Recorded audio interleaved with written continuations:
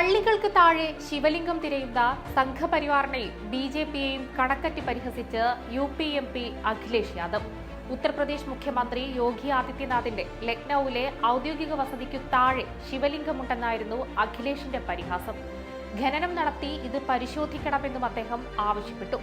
Sambhal മസ്ജിദിലെ survey നടപടി മതവികാരം വ്രണപ്പെടുത്തുന്നതും സമുദായ മൈത്രി തകർക്കുന്നതുമാണെന്ന് അഖിലേഷ് നേരത്തെ കുറ്റപ്പെടുത്തിയിരുന്നു.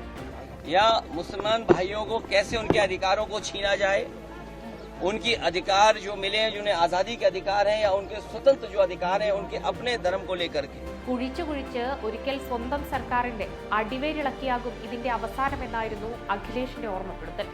സംഭൽ ഷാഹി മസ്ജിദിൽ നടത്തിയ സർവേയുടെ റിപ്പോർട്ട് കോടതി നിയോഗിച്ച കമ്മീഷണർ ജനുവരി 1 കോടതിയിൽ സമർപ്പിക്കാനിരിക്കെയാണ് യോഗിക്ക് നേരെയുള്ള അഖിലേഷിന്റെ തുറന്ന വാക്പോര്.